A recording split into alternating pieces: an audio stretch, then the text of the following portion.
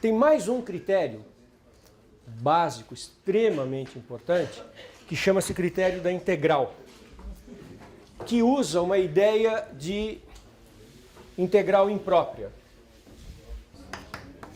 A série numérica converge, C e somente C, a integral imprópria da f converge.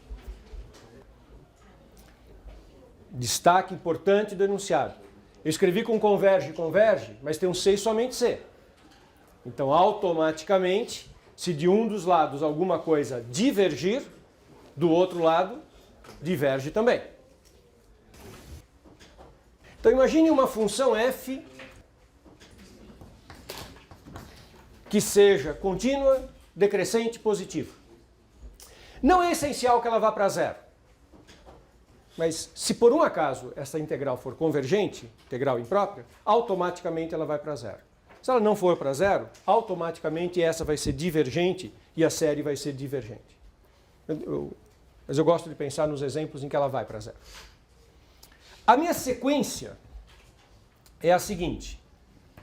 1, f de 1 é o A1. 2, f de 2 é o A2. E assim para todos os naturais. Função contínua, positiva. A gente pode interpretar a integral definida em termos de área. Não estou dizendo que integral definida é sinônimo de área. Mas, se você olha para uma função contínua, positiva, e pensa na área debaixo do gráfico, tem toda a relação com integral definida. Nesse caso de uma função contínua positiva, a área debaixo do gráfico é dada pela integral definida. Eu vou misturar a série com a área debaixo do gráfico da função. E aí, aquela conclusão sobre o limite vai saltar aos olhos, vai ficar super visível. Olha que coisa assim, bonita. Eu sempre digo isso, matemática, além de tudo, é bonita, não precisava ser bonita. Ela já é útil, já é importante, já resolve um monte de problemas. Agora, além de tudo, ela é bonita, que é uma coisa, um brinde, né, adicional para quem estuda matemática. Olha que interessante, vou fazer uma relação. Os ANs, turma, os ANs são os valores f de n. Então, eles são comprimento desses segmentos. A1, A2, A3. É verdade. O AN, numericamente, é esse comprimentinho. Só que eu vou interpretar como área, ao invés de interpretar como comprimento de segmento. Área de um retângulo de base 1. Quando você tem um retângulo de base 1, a área é a altura vezes 1, então coincide numericamente com a altura. Então, olhe este retângulo. Peguei o A2 e joguei para a esquerda. A3, joguei para a esquerda. A4, se você concorda que A2 mais A3 mais AN, eu venho com essa soma até um certo AN, é a soma de uma série de retângulos, N menos 1 retângulos, e ela é menor ou igual do que a área debaixo do gráfico da função. Porque todos esses retângulos estão contidos propriamente debaixo do gráfico da função, na região debaixo do gráfico da função. Então isso aqui é menor ou igual que a integral de 1 a n da minha função f de x integrada em relação a x. Todo mundo enxerga isso? Esse desenho? Agora eu vou acrescentar o A1 nessa soma. E só de acrescentar o A1, a desigualdade inverte. O que ocorre quando eu acrescento o A1? Olha para este retângulo agora. Eu pego o A1 e jogo para a direita. Qual é a área deste primeiro retângulo azul que eu escrevi? Base 1, altura A1. Então esse primeiro retângulo tem área A1. Mais retângulo para a direita, de altura A2.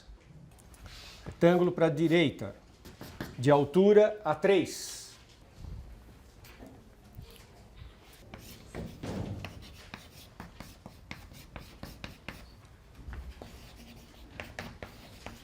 Agora isso é maior ou igual?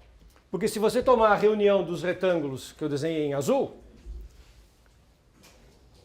eles contêm o gráfico a região de baixo do gráfico da função. Então isso é maior ou igual que a integral de 1 a n de f de x dx.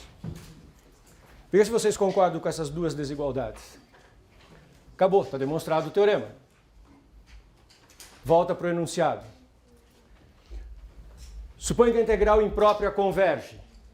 Quer dizer que isso tem limite finito. Então esta soma, que é menor, tem limite finito. Critério da comparação. Suponha que a integral diverge. Então isso vai para infinito. Esse é maior. Vai para infinito. Ah, tem uma diferença entre um e outro, que é colocar ou não colocar o A1. Colocar ou não colocar o A1 interfere no valor da soma, mas não interfere no fato da soma ser finita ou não, de ser uma série convergente ou não. Se a série converge, então essa soma vai para finito. Uma soma no limite é finita, então essa integral tem que ser finita. Se essa soma diverge, como ela é menor, essa integral tem que divergir. Aí a conclusão sobre a série passa para a integral e da integral para a série passa trivialmente, porque tem uma relação de maior e menor envolvendo série e somas parciais. Sendo que, claro, uma das somas parciais tem o A1, a outra não. E tudo segue por conta da f ser uma função positiva e decrescente e me permite escrever estas desigualdades. O critério da integral permite analisar umas séries que são estranhas de trabalhar com, se a gente fosse trabalhar com o critério da comparação, mas que tem primitiva. Tendo primitiva fácil de calcular, eu consigo aplicar o critério da integral. E o efeito residual disso é, à medida que você aumenta o estoque de séries que você sabe se converge ou diverge, aí você vai ficando cada vez mais, vai se empoderando de poder usar critério da comparação, comparação no limite. Uma das restrições para usar os critérios é você ter exemplos na mão que você já saiba o que é, o que não é. Então as coisas vão se somando, não é? Uma quantidade de exemplos básicos que vai crescendo e os critérios que você vai utilizando esses exemplos todos para fazer comparações. O critério da integral fornece de maneira muito rápida a situação das séries harmônicas generalizadas.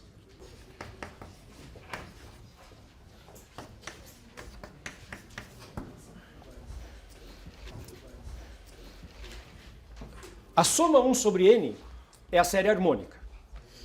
Fundamental, importantíssima, sabemos que ela gera, que essa sequência 1 sobre n determina uma série divergente. A série harmônica divergente. Chama-se série harmônica generalizada a série 1 sobre n elevado a alfa, onde alfa é um expoente qualquer. Pode ser inteiro, pode ser qualquer coisa. E a gente tem uma resposta para quando que ela converge em função do alfa. Aliás, a resposta é a mesma, para quem tem boa memória e se lembra dos estudos iniciais de cálculo, e que está se lembrando do critério da integral, que ele dizia para a função 1 sobre x elevado a alfa, é a mesma resposta, porque o critério da integral está conectado com séries. Essa conexão entre integral e séries, que está forte nestas dupla desigualdade, uma é maior e a outra é menor e funciona dos dois lados, acrescentando ou tirando o A1, ela se comporta do mesmo jeito. Então, o que nós sabemos aqui? Eu vou analisar isso para todos os possíveis valores de alfa. Bom, basicamente, para alfa igual a 1, nós sabemos que é a série harmônica clássica, e a série diverge. Esse caso a gente já analisou nos nossos estudos anteriores. 1 sobre n diverge. Observe que para alfa igual a 0, o AN fica constantemente igual a 1. Porque potências de 0, qualquer coisa elevado a 0 dá 1. Então, qual que é a conclusão sobre a série, quando eu sei que o termo geral tende a 1? A série diverge. Por quê? Porque o termo geral deveria tender a 0. Se ele não tende a 0, diverge. Alfa negativo.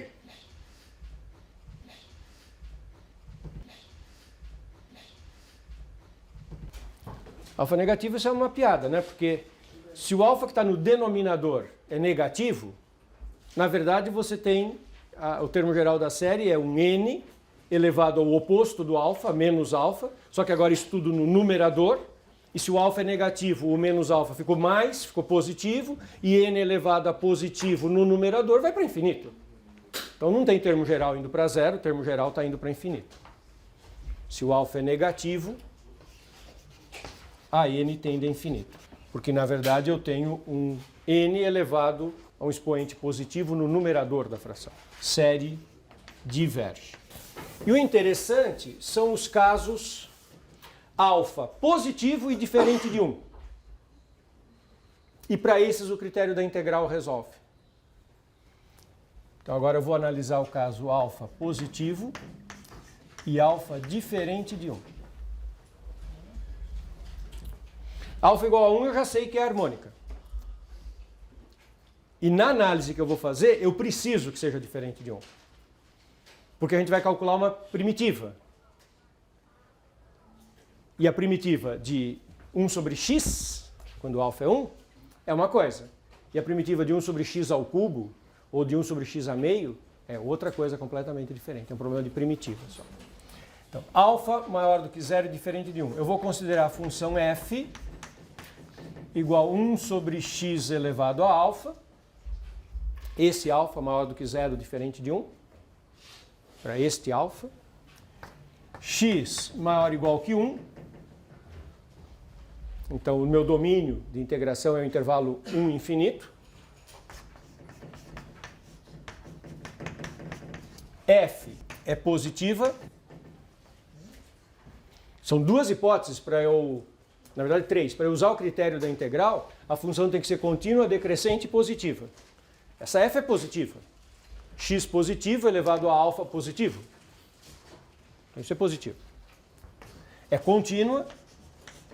O único ponto onde 1 sobre x elevado a alfa deixa de ser contínua é no ponto x igual a 0.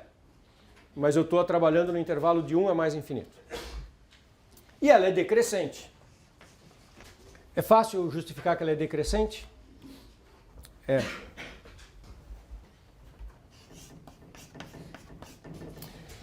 A função é x elevado a menos alfa, não é 1 sobre x elevado a alfa, posso escrever x elevado a menos alfa. E o alfa é maior que 0, então o menos alfa é negativo. Quem é a derivada? Derivada de x variável elevada a expoente fixo é a regra de derivação de polinômios, quer o expoente seja inteiro ou não. A regra de derivação de x elevado a 7 terços é a mesma coisa que de x elevado a 7. Se abaixa o expoente e repete o x elevado a uma unidade a menos no expoente. Então isso fica o expoente, que é menos alfa, vezes x elevado a menos alfa menos 1. A parte potência é sempre positiva, porque o x é positivo. Não tem jeito de uma potência de base positiva ficar negativa. Mas o menos alfa é negativo.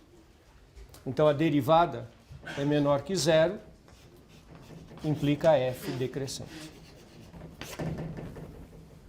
Como o meu AN é f de n, 1 sobre n elevado a alfa, eu vou usar o critério da integral para analisar. Ou seja, eu vou olhar a integral de 1 a b de 1 sobre x elevado a alfa dx.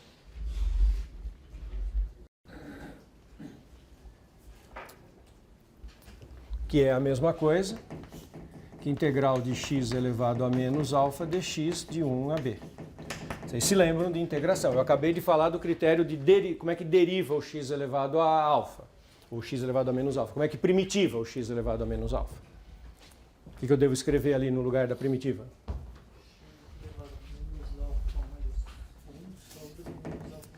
X elevado a um novo expoente que é uma unidade a mais.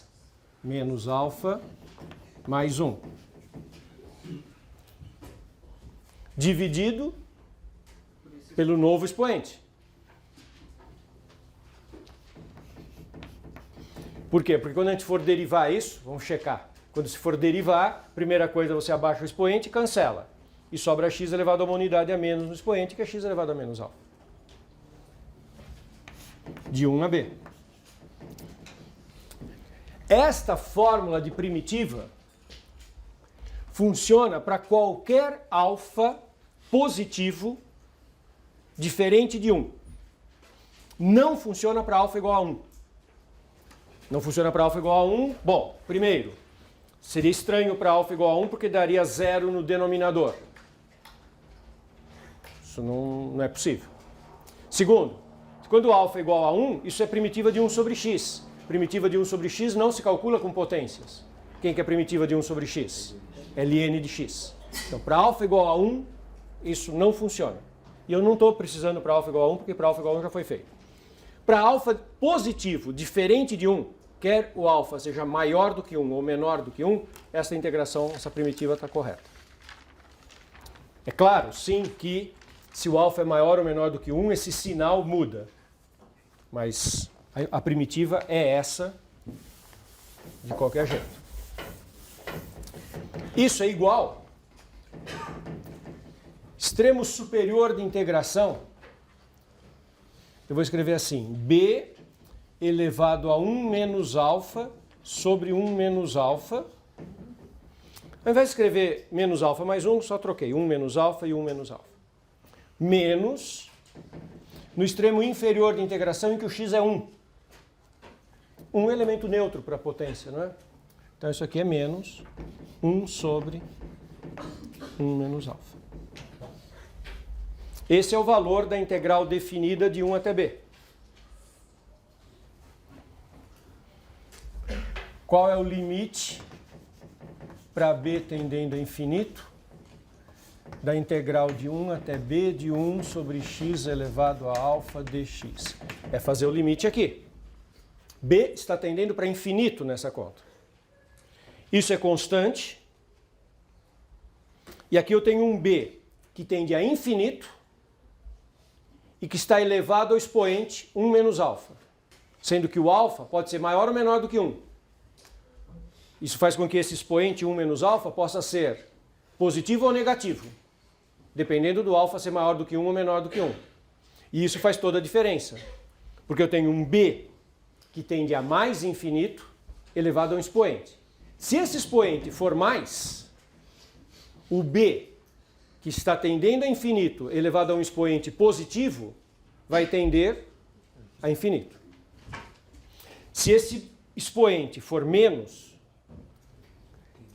esse b que está indo para infinito, com o expoente negativo, eu lembro que o expoente negativo significa 1 sobre, e aí o b vai tender para infinito e esse limite vai tender para zero. Então tudo depende desse 1 menos alfa ser positivo ou negativo. Quando 1 menos alfa é mais, limite infinito. Então esse limite é igual a mais infinito se 1 menos alfa maior que zero. E ele é igual a menos 1 sobre 1 menos alfa. Veja bem, quando o expoente for negativo, o b vai tender para zero. O b elevado a ele vai tender para zero. Mas tem esse pedaço constante, menos 1 sobre 1 menos alfa.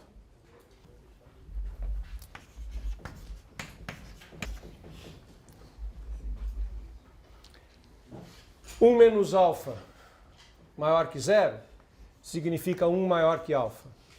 E 1 menos alfa menor do que zero significa 1 menor que alfa.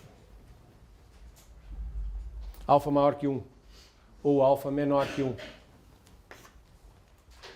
Então, para alfa maior do que 1, o limite da integral é finita, a integral imprópria converge, e o critério da integral diz que a série converge. Para alfa menor que 1, igual a 1, igual a 0 ou negativo, por diferentes argumentos, a série diverge. Aqui são argumentos diferentes, e aqui para alfa menor que 1, 1 maior que alfa, a série diverge pelo critério da integral. Resumindo tudo, sobre a série harmônica generalizada, nós podemos dizer: converge se alfa maior que 1 e diverge se alfa menor ou igual que 1. Alfa real, podendo ser negativo, nulo, o que for.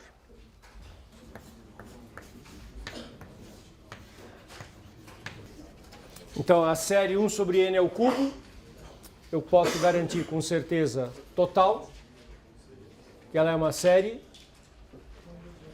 convergente.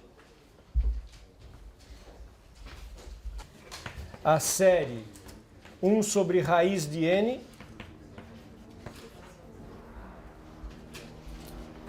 eu tenho certeza total que é uma série divergente. A primeira é a harmônica generalizada com alfa igual a 3. A segunda é a harmônica generalizada com alfa igual a meio. Então, converge com alfa igual a 3. Essa aqui diverge, alfa igual a meio. E lembrando do critério da comparação, que a gente já fez,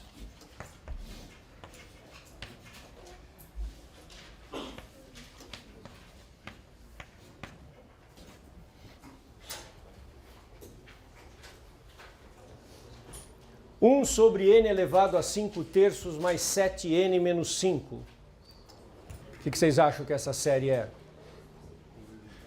Convergente, de fato. Como é que você pensou? Isso. Aqui agora, então, um comentário que é importante. Uma coisa é como que a gente pensa e muitas vezes você enxerga rapidamente a resposta e em segundos você já sabe se é convergente ou não.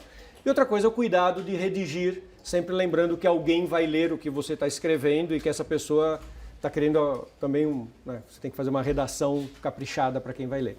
Mas a resposta, como é que é seu nome? Eric. O Eric, em segundos, olhou e imediatamente falou, é convergente, olho só para o termo dominante é 5 terços, é maior do que 1, acabou, essa série é convergente. E está certíssimo. Fazer uma redação um pouco mais, né, facilitar a vida do leitor, que vai ler o seu trabalho, vai ler sua avaliação, vai ler o que você está escrevendo. A gente usa o critério da comparação no limite com a série n elevado a 5 terços. E eu não preciso me preocupar com desigualdade, saber se eu somei ou subtraí no denominador, se ficou maior ou se ficou menor. Pega critério da comparação no limite. Eu faço o limite de 1 sobre n elevado a 5 terços. 1 sobre n elevado a 5 terços mais 7n menos 5. Isso é limite. N está tendendo para o infinito, né? O que sobra é n elevado a 5 terços mais 7n menos 5 sobre n elevado a 5 terços. Isso aqui a gente já sabe que o limite é 1 por causa dos termos dominantes. E como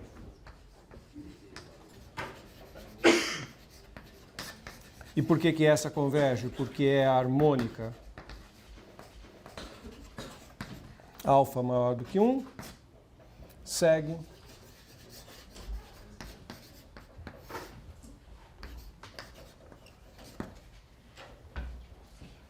certo?